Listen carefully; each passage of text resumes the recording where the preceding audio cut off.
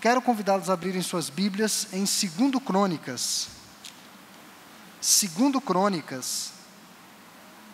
Segundo livro das Crônicas, capítulo 14.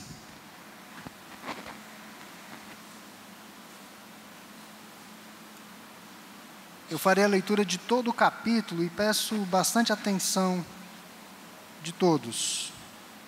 2 Crônicas 14, capítulo inteiro nos diz assim: Abias descansou com seus pais e o sepultaram na cidade de Davi. Em seu lugar reinou seu filho Asa, em cujos dias a terra esteve em paz 10 anos. Asa fez o que era bom e reto perante o Senhor seu Deus, porque aboliu os altares dos deuses estranhos e o culto nos altos, quebrou as colunas e cortou os postes ídolos. Ordenou a Judá que buscasse ao Senhor, Deus de seus pais, e que observasse a lei e o mandamento. Também aboliu de todas as cidades de Judá o culto nos altos e os altares do incenso, e houve paz no seu reinado. Edificou cidades fortificadas em Judá, pois havia paz na terra e não houve guerra contra ele naqueles anos, porquanto o Senhor lhe dera repouso. Disse, pois, a Judá: edifiquemos estas cidades, cerquemo-las de muros e torres, portas e ferrolhos, enquanto a terra ainda está em paz diante de nós, pois temos buscado ao Senhor nosso Deus. Temo-lo buscado e ele nos deu repouso de todos os lados. Edificaram e prosperaram.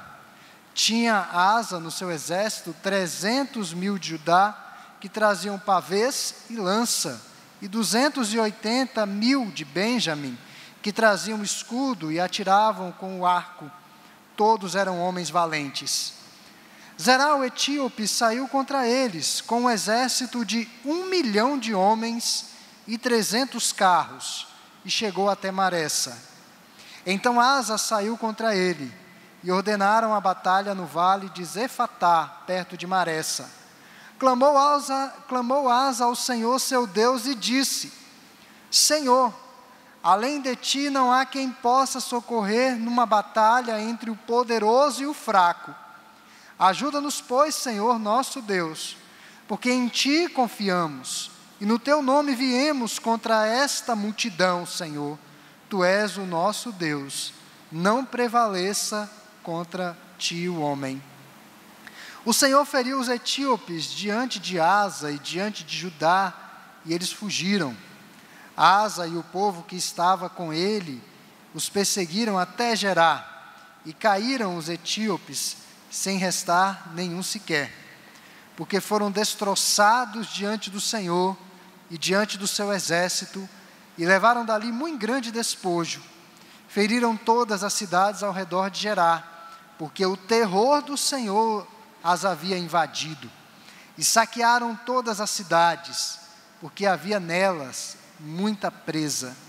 Também feriram as tendas dos donos do gado, levaram ovelhas em abundância e camelos, e voltaram para Jerusalém. O famoso alemão Albert Einstein, certa feita, disse que o segredo do sucesso consistia em 10% de talento e 90% de transpiração, de suor. Thomas Edison, o famoso inventor norte-americano, foi além. Ele disse que nossas conquistas são adquiridas com 1% de inspiração e 99% de transpiração. Ambos concordavam que para se obter sucesso, sejam as vitórias e a proeminência, era exigido muito do esforço pessoal, mais do que o talento propriamente dito. Evidentemente, nenhum deles desprezou o talento, mas ambos superestimavam a disposição humana em querer conquistar alguma coisa. Ao longo do ano passado e nos últimos anos, nós temos enfatizado sobremaneira a ação graciosa e poderosa de Deus em nossas vidas. Na narrativa que lemos, a graça de Deus não está distante, pelo contrário, ela aparece em momento oportuno, numa vitória extraordinária do exército do Senhor. Ninguém pode esperar conquistar algo se permanecer com os braços cruzados, parado como está. Ninguém alcançará o sucesso desejado se insistir numa vida improdutiva e inerte. Nós estamos no começo de mais um ano, com tantos desafios para todos nós. Um ano em que iremos nos movimentar muito. Eu adquiri um relógio que me fala a necessidade de ficar em pé, de andar e de fazer exercício. E às vezes ele é inconveniente. Eu estou ali tranquilo, e ele fala, você tem que respirar mais fundo, você tem que ficar em pé, você precisa fazer alguma coisa, você tem que sair do seu estado de inércia. E às vezes aquilo é inconveniente, que eu quero ficar ali como eu estou, paradinho, quietinho. Então ninguém alcançará o sucesso desejado se insistir numa vida improdutiva, numa vida inerte. E no texto que lemos, nos deparamos com a figura do rei Asa. Ele havia assumido o trono de Judá, substituindo seu pai, Abias, que foi um homem que havia vivido para fazer a vontade de Deus. Abias foi um rei piedoso. Assim como Abias, Asa também foi um homem temente a Deus. Um rei que se preocupou em fazer o que era justo e reto diante do Senhor. Asa entendeu que para ter um sucesso similar ao de seu pai, era preciso agir por si mesmo. Ele não poderia ficar na sombra do sucesso do seu pai. Veja que foi um reinado de Abias, piedoso, frutífero, próspero, mas Asa não se acomodou a isso. A narrativa bíblica nos fala que Asa empreendeu diversas reformas em Jerusalém. Várias reformas, num período de 10 anos. O versículo 2 diz que Asa fez o que era bom e reto diante do Senhor. E no final do capítulo, registra-se que Asa venceu os etíopes de uma forma arrasadora, porque Deus era com ele. Afinal das contas, foi Deus quem pelejou por Judá, dando-lhes a vitória. Mas a nossa temática essa noite é que as disposições humanas, a responsabilidade humana, em muitos momentos irão preceder as vitórias de Deus na vida dos seus servos. E eu quero falar de algumas atitudes desenvolvidas por Asa que são pertinentes a nós.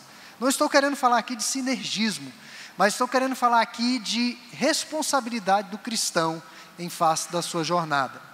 A primeira atitude que nós destacamos de Asa foi a sua fidelidade a Deus. Asa foi um rei ativamente fiel a Deus. Isso está dos versículos 2 até o versículo 5, que nos diz assim: Asa fez o que era bom e reto perante o Senhor, seu Deus. Não o Deus de seu pai, seu Deus. A nossa oração é para que os nossos filhos abracem a nossa fé, e não apenas o nosso exemplo, que eles tenham essa fé viva nos seus corações. Então Asa abraçou o Deus de seu pai. Versículo 3, porque aboliu os altares dos deuses estranhos, e o culto nos altos, quebrou as colunas e cortou os postes ídolos, ordenou a Judá que buscasse ao Senhor, Deus de seus pais, que observasse a lei e o mandamento. Também aboliu de todas as cidades de Judá o culto nos altos e os altares do incenso, e houve paz no seu reinado. Nesse capítulo, o cronista continua exaltando a dinastia davídica nomeada por Deus, é no reino do sul. Asa ocupou o trono de seu antecedente, Davi, por 41 anos. Foram 41 anos de reinado. O seu governo foi de 911 a 870 a.C. Como o texto mesmo diz, os primeiros 10 anos foram tempos de paz. Ele teve 10 anos de paz antes de sofrer essas arremetidas e esses ataques de Zerá, o etíope. Asa foi um reformador vigoroso e atacou várias formas de idolatria. os pontos cegos que haviam ficado no reinado de seu pai. Ele atacou todos os pontos cegos. Ele foi muito corajoso nesse sentido, muito vigoroso. E a qualidade espiritual de um rei determinava o sucesso ou o fracasso do seu reinado. O cronista tinha interesse secundário no dinheiro, nas propriedades, no sucesso político, na genialidade do rei para fazer negócios. Isso também era sinal de prosperidade. O interesse maior dele era na espiritualidade do rei. Em 1 Reis 15, nós somos informados que Asa cometeu uma série de pecados de infidelidade em relação a Deus. Ele nem sempre foi fiel a Deus. Mas no início de seu reinado, ele promoveu uma verdadeira reforma religiosa, direcionando completamente o povo a Deus. O fato é que, ao invés dele aderir às inovações idólatras dos seus dias que haviam invadido Judá, ele fez o povo voltar-se para Deus e para a Bíblia, que era algo muito simples. Ele destruiu a idolatria e promoveu a fidelidade a Deus como chave para o sucesso, a felicidade, a prosperidade da sua nação. Por isso que a Bíblia fala: feliz a nação cujo Deus é o Senhor. Asa entendeu isso muito bem. Também aboliu de todas as cidades de Judá o culto nos altos. Veja que a reforma de Asa não foi só na parte central da cidade. Aqui em Brasília nós temos os contrastes. Nós temos, não sei se é o Lago Sul ou Norte, e o Varjão. Na cidade do Rio de Janeiro também.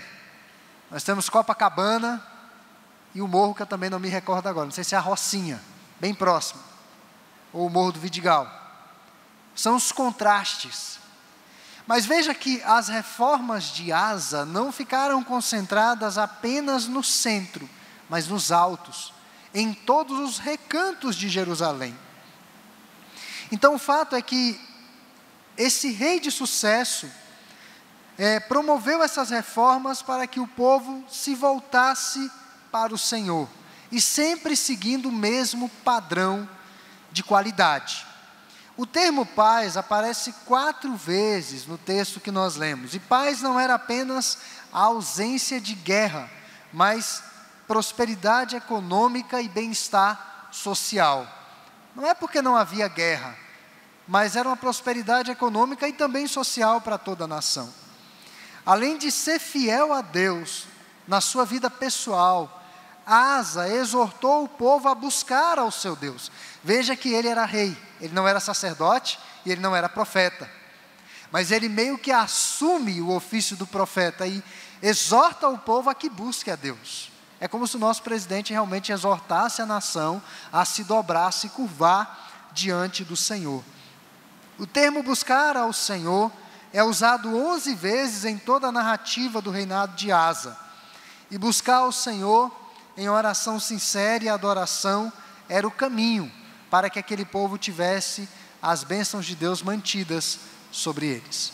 Então, a primeira atitude, irmãos, que eu quero destacar é fidelidade. E seja um ano de fidelidade a Deus, de devoção a Deus, não apenas nossa, mas uma fidelidade que contagia, que exorta as pessoas que estão ao nosso derredor a serem fiéis também. Não tem aquela pessoa que contamina, no sentido ruim da palavra, o fofoqueiro em ambiente de trabalho, o fofoqueiro na família. O cristão tem que ser um elemento que contagia de uma forma diferente, positiva, impulsionando quem está próximo a buscar o Senhor. Uma segunda atitude que aprendemos com o rei Asa foi o preparo. Versículo 6 ao versículo 8, eu não vou ler, mas aí está descrito, exatamente estão descritas as reformas religiosas. Veja que Asa aproveita o período de paz para fortalecer Judá ainda mais do que o que o seu pai havia feito. Precisamos salientar que aqueles dias eram marcados pelo desassossego constante. Era matar ou morrer. Nenhum rei recolhia-se ao seu leito à noite sem dar uma checada no quarto, sem olhar de trás das cortinas, sem olhar debaixo da cama. com medo de que alguém o matasse, os seus inimigos. Então, isso era uma das primeiras atitudes do rei naqueles dias bélicos. O presidente no nosso país tem ali o resguardo das Forças Armadas. Na verdade, as Forças Armadas estão sob o seu comando. E as Forças Armadas têm a responsabilidade de cuidar da segurança do presidente. Eles têm essa responsabilidade constitucional. O rei também, no Antigo Oriente, tinha uma guarda que ficava para que cuidasse da sua segurança e de sua família. Mas o rei não poderia cochilar nenhum momento. O rei não poderia vacilar. E Asa disse a Judá: edifiquemos essas cidades, é o versículo 7. Foi um grande e audacioso projeto de construção. O rei não isentou ninguém de sua contribuição. Todos contribuíram. Foram edificadas cidades com altos muros, torres, portas e ferrolhos. É o que o texto fala. O texto dá detalhes. E tudo isso com a finalidade de preservação da cidade nos dias de conflito. Quero ressaltar que eles não estavam em guerra, eram dias de paz. E nos dias de paz, Asa promoveu essas reformas para o dia mau, para o dia difícil. O rei construía fortificações como resultado da paz que Deus lhe dera. Além de suas fortificações, o texto nos fala que o rei tinha um numeroso exército em defesa de Judá.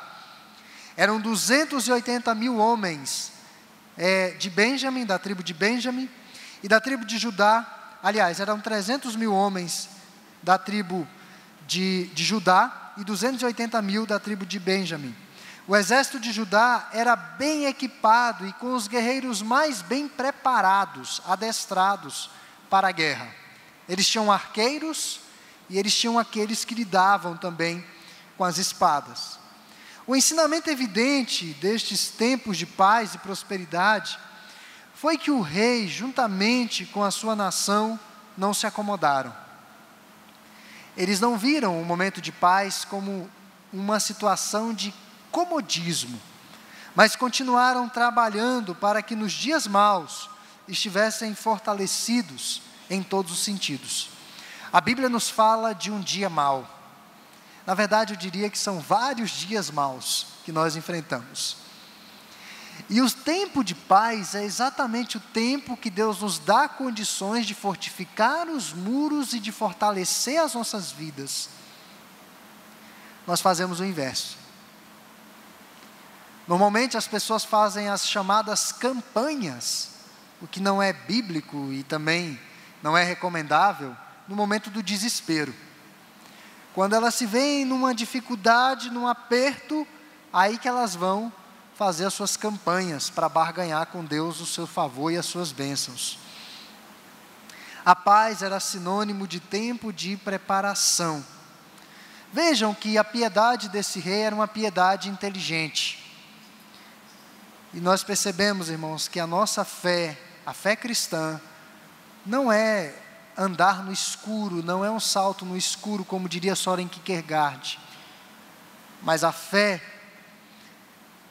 é algo muito ativo.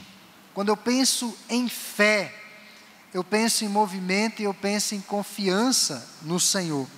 O apóstolo Tiago diz que a fé desprovida de obras é morta. Tiago 2:26. Asa se preparou para os dias difíceis. Ele se preparou para as vitórias que Deus havia de lhe dar mais adiante. Ele não se firmou numa piedade preguiçosa, numa piedade falaciosa, mas ele buscou mais ao Senhor. Ele exercitou a sua fé, uma fé em ação, uma fé em movimento. E é isso que Deus espera de nós, que nós exercitemos sempre a nossa fé. É um tempo de preparo, de busca ao Senhor.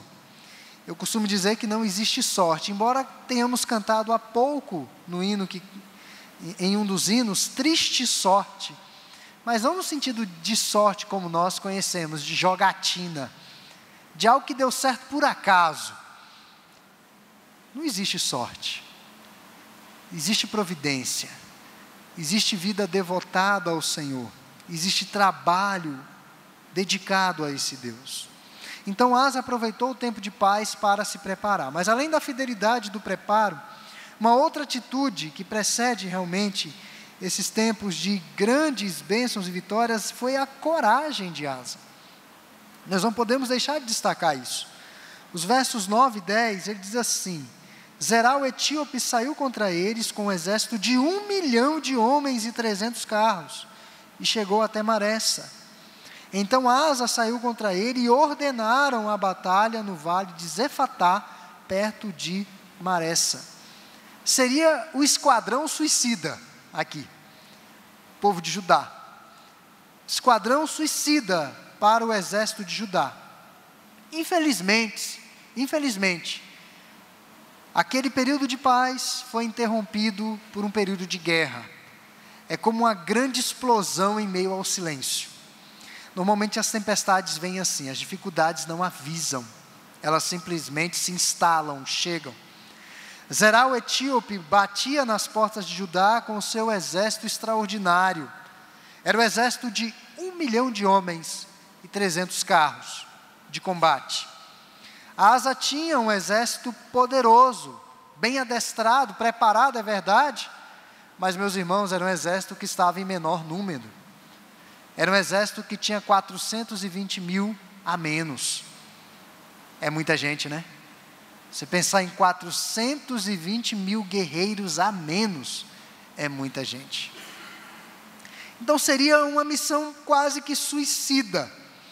Mesmo assim, ele teve coragem para ir à guerra em nome do Deus do seu povo. A batalha teve lugar em Maressa, que ficava apenas 40 quilômetros ao sudoeste de Jerusalém. Ficava bem próximo de Jerusalém. O fato de Judá enfrentar um exército muito maior e mais poderoso que o seu, é uma situação recorrente, isso não acontece a primeira vez aqui. Em todas as situações, a inadequação de Judá demonstrava que a intervenção divina fora a causa de suas vitórias. Na verdade, a causa primeira e última era Deus. Asa saiu ao encontro dos etíopes com um exército de 300 mil homens de Judá e 200 mil de Benjamim, 580 mil homens valentes e guerreiros, enquanto o outro exército tinha 1 milhão. Asa não se acovardou diante do seu inimigo. E às vezes nós somos desafiados em situações assim.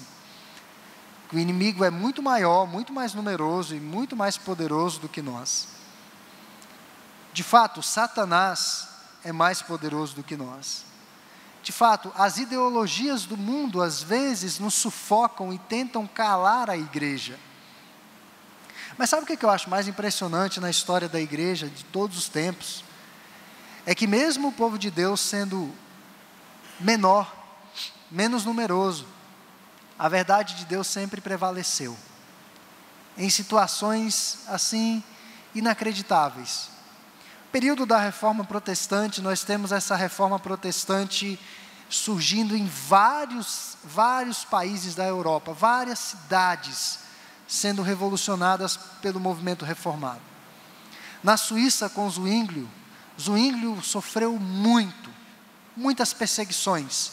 Viu muitos de seus amigos queimados em praças públicas. Mas Zwinglio viveu para ver o catolicismo sendo erradicado da Suíça. E a reforma efervescendo, florescendo e prevalecendo naquela cidade. O pouco com Deus é sempre maioria, é sempre muito.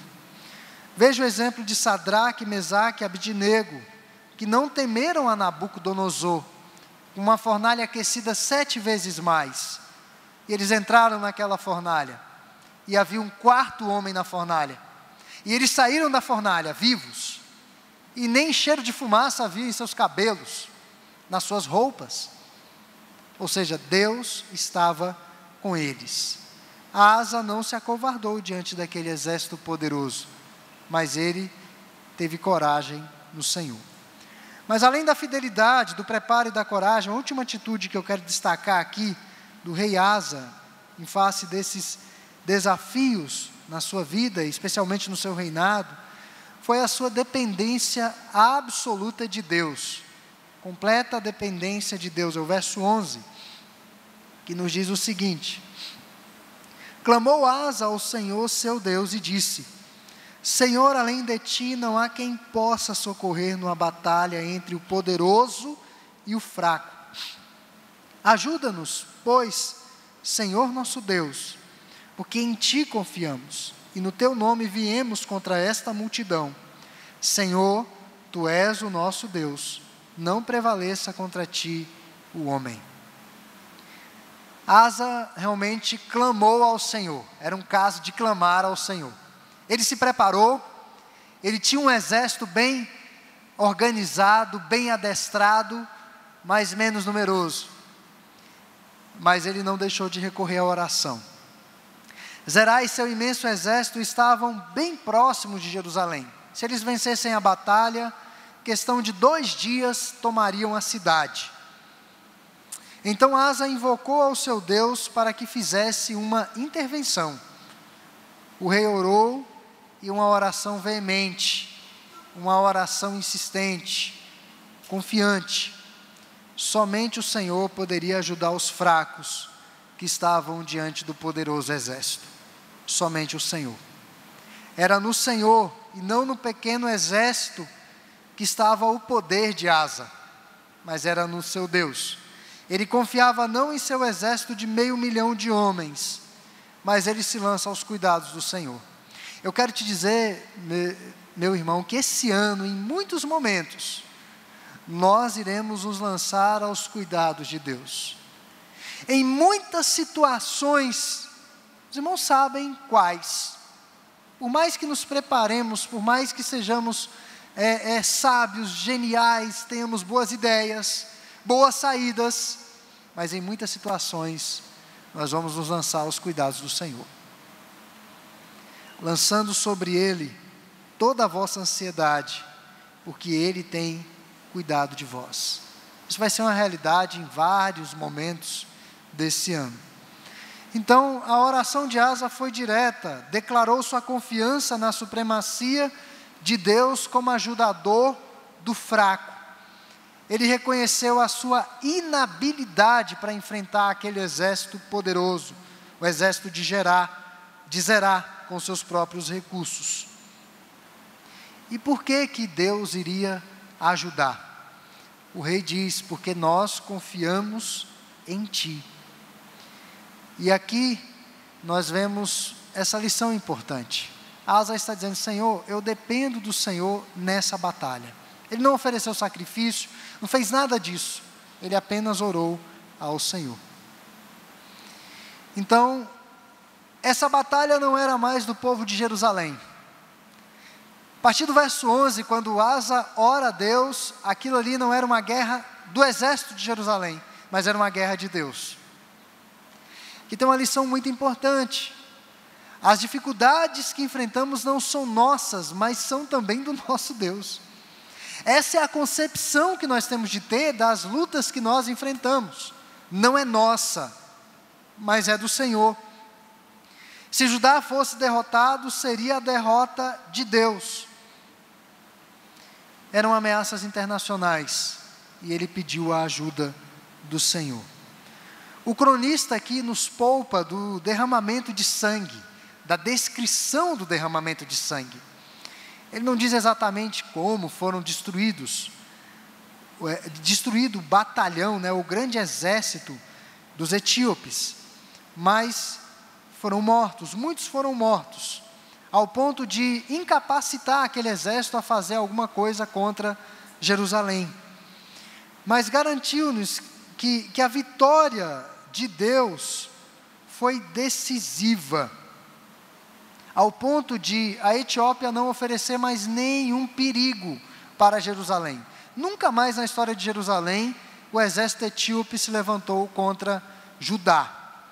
O nosso inimigo, irmãos, como diz a palavra, ele vai se levantar por um caminho contra nós, mas ele vai fugir por 7 caminhos.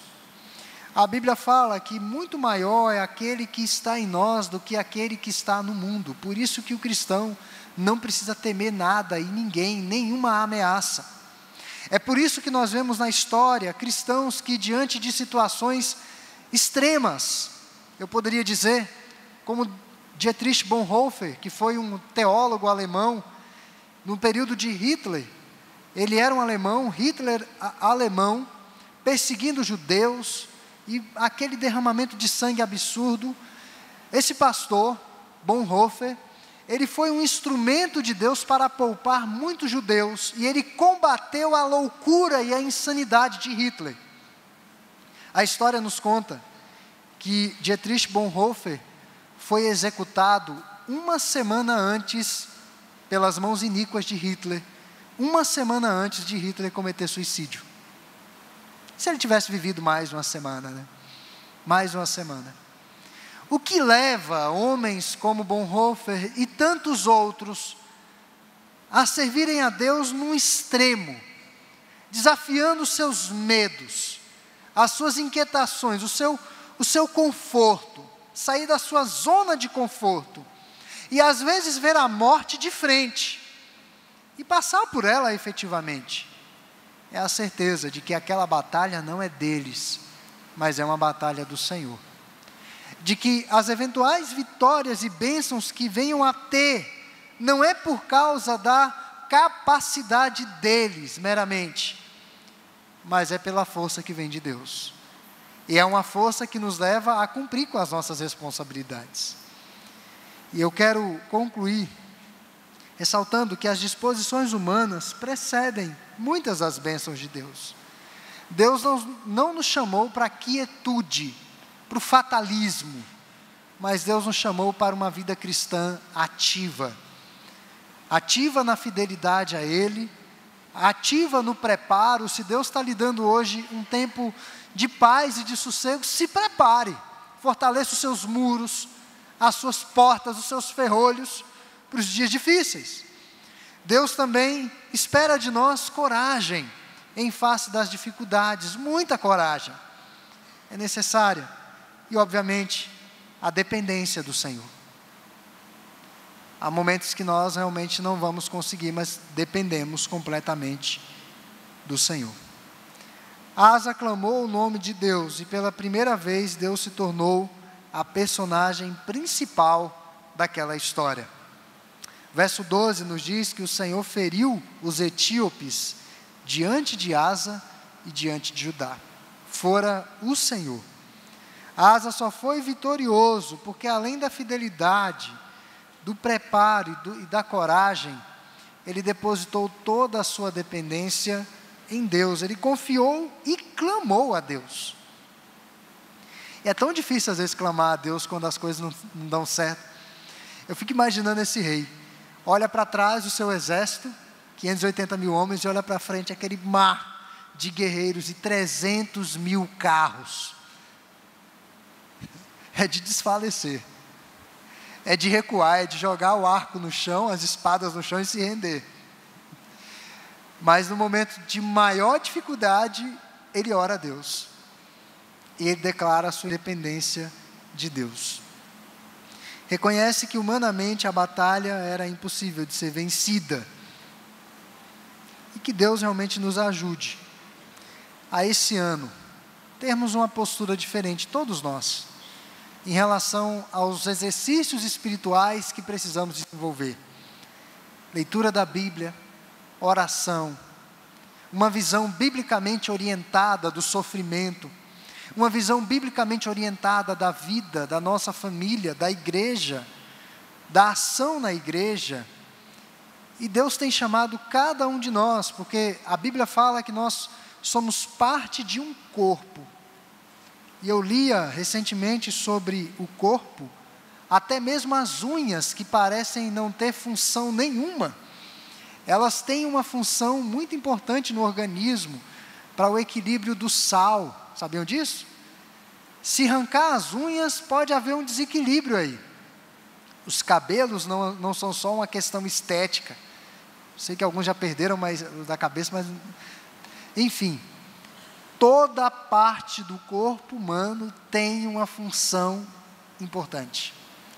E se você é crente, e se você está na igreja e não está fazendo nada para Deus, servindo a Deus, algo está errado. É preciso sair do comodismo. A nossa temática esse ano é uma igreja que vive para servir com alegria. Então nós temos responsabilidades. As responsabilidades precedem as grandes bênçãos. Então que Deus nos ajude a assumirmos os nossos postos e a termos uma visão biblicamente orientada de tudo que tem nos cercado. Que Deus possa aplicar essas palavras aos nossos corações.